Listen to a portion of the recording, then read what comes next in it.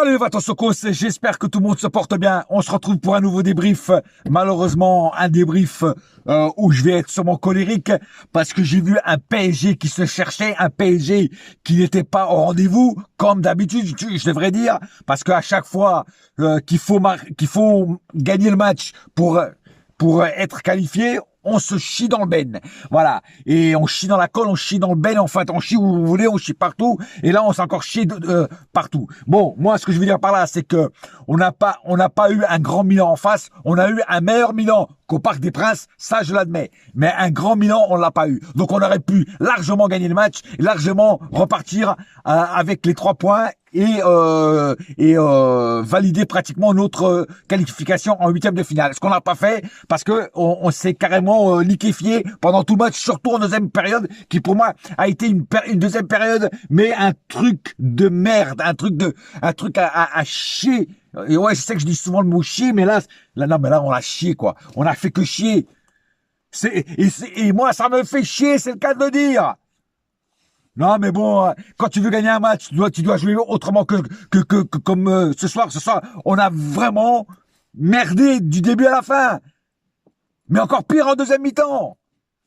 Tu vois des joueurs qui sont là, en fait, je sais pas, moi je comprends pas. Première mi-temps, on était bien rentré dans le match. Intensité des deux côtés, vitesse des deux côtés, percussion des deux côtés. En plus, après, on marque le but. Tu vois, Skriniar qui marque le but, hein, un ancien Inter. Donc, il a attendu ce match-là pour marquer. Mais bon, bref. Mais bon, je me suis dit, ouais, putain, ah ouais, là, le match, il va bouger. Ben, tu vois, on va sceller le match très, très vite. Hein. Et ben, mon euphorie, comment dire, mon sourire est resté 3 minutes exactement sur ma gueule. Parce qu'au bout de 3 minutes, Leao a marqué le but. Voilà. Et ça, c'est pas admissible par rapport aux joueurs qu'on a. Voilà. On s'est trop relâché trop vite. On se croyait déjà sur le toit du monde. Et en fait, non. Voilà. Et deuxième mi-temps. Mais qu'est-ce que Luis Enrique vous a dit dans le vestiaire? Franchement, je me demande qu'est-ce que Luis Enrique a pu dire pour que vous reveniez en deuxième mi-temps encore plus naze qu'en première mi-temps. Non, mais à un moment donné, il faut arrêter de se foutre de l'autre gueule. Toutes les années, c'est la même chose. Alors là, je dis franchement, hein, Mbappé et tout ça, là, hein, d'ailleurs, je vais y reparler, hein, notre trio d'attaque était complètement naze. Et moi, je vous dis franchement, ce soir, tout le monde a été nul, à part un joueur. Tout le reste, toute l'équipe a été nulle. Juste, il y a qu'un joueur qui, pour moi, n'a pas été nul. Et c'est grâce à lui, d'ailleurs, qu'on ne s'est pas pris plus de buts. Non, c'est lamentable. Non, on peut pas avoir l'idée de gagner la Ligue des Champions en faisant des matchs pourris comme ça. Voilà. Je vous dis franchement, moi j'en ai marre. Toutes les années, c'est la même chose. Toutes les années, cette année c'est la bonne. J'entends plein de supporters dire ça. Arrêtez, parce que c'est loin d'être la bonne. Et à ce train-là, on gagnera jamais la Ligue des Champions. Hein? Alors déjà que nos détracteurs, hein, les haters du PSG disent qu'on la gagnera jamais. Et si en plus vous faites pas tout pour la gagner, à quoi ça sert? À quoi ça sert d'aller en Ligue des Champions? Autant rester en Ligue 1 et puis gagner toutes les années la Ligue 1, puis voilà. Voilà, ça sert plus à rien. Non, mais bon, à un moment ou à un autre, il faut sortir les doigts de son cul, il faut se réveiller. Voilà, il faut se réveiller parce que, voilà, il nous reste 2 matchs. Maintenant, Newcastle a perdu contre Dortmund. Dortmund a gagné 2-0. Donc là, absolument, dans ce groupe, rien n'est fait encore. Hein. Mais on va être obligé de foutre le paquet pour gagner les 2 derniers matchs qui nous restent. Contre Newcastle au Parc et contre Dortmund chez eux. Et je peux dire que c'est pas encore fait. Peut-être au Parc, on gagnera peut-être contre Newcastle parce qu'on est assez bon au Parc. Mais en déplacement, on est naze cette année. On est complètement naze. On joue hyper mal, on perd tous les matchs à l'extérieur. Même en Ligue 1. On n'est pas bon à l'extérieur cette année. Donc il faudrait peut-être revoir à l'extérieur. Hein, parce que là, ça commence à me casser les couilles. Donc, on va passer aux statistiques du match. 16 tirs du côté milanais, 17 du côté PSG. 8 tirs cadrés du côté milanais, 6 du côté PSG.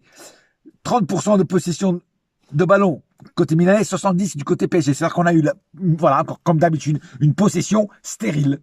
Une possession qui n'a servi à rien. 255 passes du côté Milan, 589 du côté PSG. Vous vous rendez compte la différence?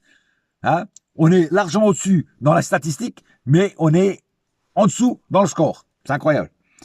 76% de précision de passe du côté milanais, 91 du côté PSG. 5 fautes du côté milanais, 13 fautes du côté PSG. C'est vrai que nos joueurs ont fait énormément de fautes et énormément de cartons jaunes pris qui n'étaient pas nécessaires. Je vous dis franchement. Enfin, qui auraient pu être évités. Un carton jaune du côté milanais, 5 du côté PSG. Aucun carton rouge. Un hors-jeu des deux côtés, 3 corners du côté Milan, 8 du côté PSG.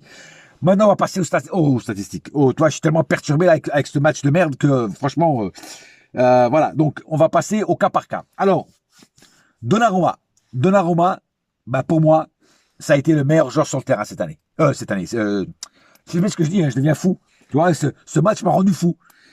Ce soir, je veux dire, c'est le meilleur joueur sur terrain ce soir, c'est Donnarumma. Voilà, il a fait des parades, il nous a sauvé de beaucoup d'occasions dangereuses, de buts, il nous a fait des belles parades. Il y a 4 trucs où je peux lui en vouloir, c'est sur le premier but qu'on se prend. Il nous fait une parade de fou, c'est-à-dire qu'il fait le plus difficile et le plus facile, il s'en met les pinceaux et il laisse passer le but. Voilà, je trouve que là, il a été un petit peu fautif sur le deuxième but. Même s'il a fait une bonne parade, il relâche le ballon, et après, il se patouche, je sais pas comment il fait là. Hop. Bon, après, il y avait aussi Marquinhos qui était devant, peut-être qu'il le gênait aussi. Voilà, qui l'empêchait de voir vraiment où était le ballon. Peut-être que c'est ça aussi. Donc, mais, même comme ça, pour moi, c'est le meilleur joueur sur le terrain ce soir du côté PSG, c'est Gigi Donnarumma. Et il faut le souligner parce qu'on le critique souvent, mais là, ce soir, il a été plutôt très, très bon. Et je le mettrai, c'est le seul joueur que je mettrai dans les tops ce soir. Par contre, dans les flops, je vais mettre tout le reste de l'équipe. Voilà. Passons aux défenseurs.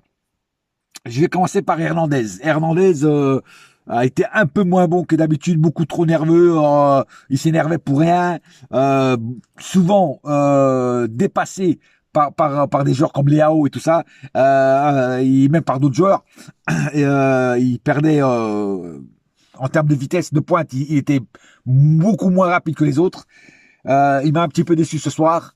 Bon, je peux pas trop lui en vouloir à lui parce que bon, c'est un mec quand même qui jusqu'à maintenant s'est plutôt porté très bien, a fait des très bons matchs, il a assuré énormément de matchs, donc je peux pas trop lui gueuler dessus, mais c'est vrai qu'il aurait pu faire mieux ce soir. Skriniar, pareil, je l'ai trouvé pas au top. Alors oui, il marque le but de la tête, tout ça, pas de problème. Mais ça lui sauve pas le match qu'il a fait. Voilà, je l'ai pas trouvé au top non plus. Je l'ai plutôt trouvé assez faible en défense. C'est-à-dire que en fait, il était toujours mal placé. En fait, moi j'ai toujours trouvé qu'il était mal placé. Voilà, quand il y avait des occasions dangereuses, je le voyais toujours mal placé. Voilà. Donc pas excellent ce soir non plus. À part le but qu'il a fait, je crois que c'est la seule chose de bien qu'il ait fait ce soir. Bah non, il a fait aussi quand il a arrêté le frère Hernandez, quand il allait au but, il a fait une faute. Là, je crois qu'il a fait une faute, ok, mais je pense qu'il a bien fait de faire la faute parce que le joueur milanais allait au but et peut-être marquer un autre but. Marquinhos, pas extraordinaire non plus ce soir. Voilà, il a pas su redonner de la force à ses troupes, très éteint. Je le voyais pas gueuler sur les autres joueurs, les booster pour qu'ils fassent mieux. Je les ai trouvés un petit peu, voilà, j'ai trouvé un Marquinhos mollasson autant verbalement que physiquement sur le terrain. Voilà. Hakimi a fait 2-3 bons trucs au début avec Mbappé. Il fait ses 2-3 bonnes passes, mais aussi très discret ce soir, à l'image de toute la défense d'ailleurs ce soir. Voilà. Maintenant, passons au milieu. Alors, le milieu, je vais vraiment pousser un coup de gueule parce que ce soir, les 3 milieux étaient vraiment nazes, très pourris. Je vais commencer par Ugarte. Ugarte, très décevant ce soir. Peut-être même le pire match d'Ugarte depuis qu'il est au Paris Saint-Germain.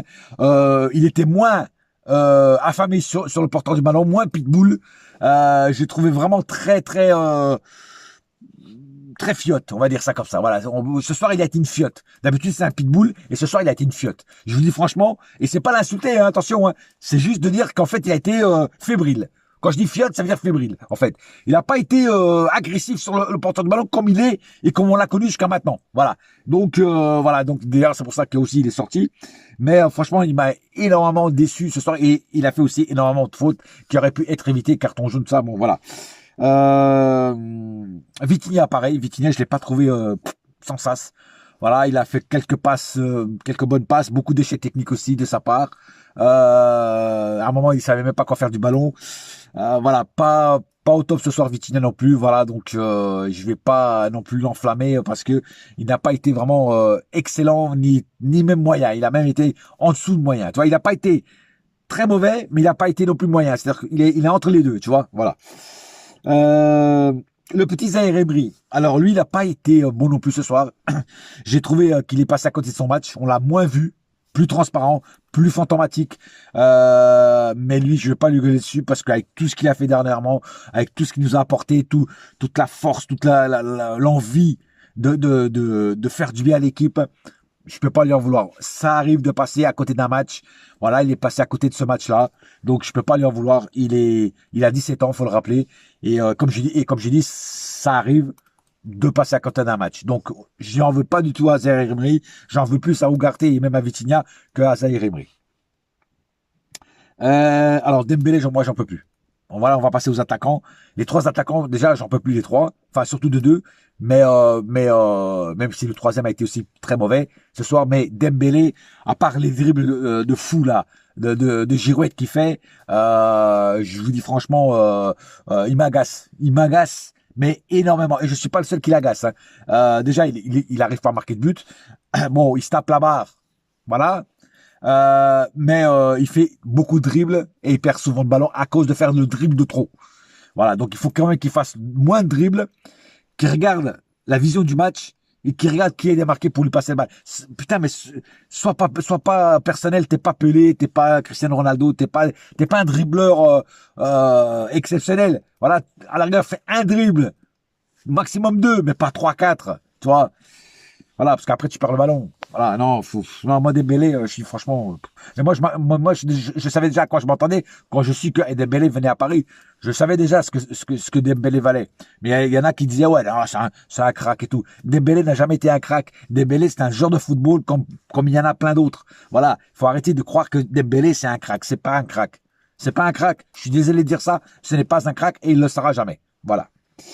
Kolo Muani, très décevant. Mais pareil pour Ramos. Hein. Kolo Muani et Ramos, le numéro 9. D'ailleurs, de toute façon, le numéro 9 au PSG, ça a du mal. Rappelez-vous Cavani, il avait du mal. Enfin, tous les numéros 9 qui sont passés par là. Icardi, pareil. Tous les numéros 9 ont du mal. Voilà, ont du mal. Et je sais pas pourquoi. Je pourrais pas vous expliquer pourquoi. Peut-être qu'on leur passe pas assez le ballon. Peut-être qu'on croit pas assez en eux. Je sais pas. Mais il y a une malédiction au numéro 9 au Paris Saint-Germain que beaucoup passent et personne ne réussit. Et Ramos ce soir, son entrée a été dégueulasse et Kolo Muani, tout le long du match, il a été transparent, il a rien apporté de frais, il a rien apporté à l'équipe, beaucoup d'échecs techniques aussi, voilà. Donc autant l'un que l'autre, franchement, ils me déçoivent énormément. Mais les deux, hein, pas que sur ce match-là, sur tous les matchs, ils me déçoivent. Tu vois ce que je veux dire? Voilà. Et enfin Mbappé qui ce soir pour moi a été vraiment dégueulasse. Il n'y a pas d'autre mot. Dégueulasse Mbappé. Parce que il vendangeait comme jamais devant le but. À un moment je me suis dit attends c'est Mbappé ou c'est Cavani? Sans manquer de respect à Cavani. Hein. Parce que rappelez-vous Cavani vendangeait beaucoup devant le but. Hein. Voilà. Mais lui en main quand même il en marquait. Tu vois. Et là c'était on aurait dit qu'il s'était transformé en mauvais Cavani. Tu vois, et ça s'arrêtait pas de manger. Il a pratiquement tout loupé. Il n'a pas été dangereux pour la défense milanaise. Voilà. Donc en fait, moi qui pensais manger de l'escalope milanaise, eh ben c'est plutôt eux qui ont mangé, je sais pas. Voilà, c'est quoi la spécialité à Paris? Ouais, il y en a pas de spécialité à Paris. La Tour Eiffel. Ils ont mangé la Tour Eiffel. Voilà.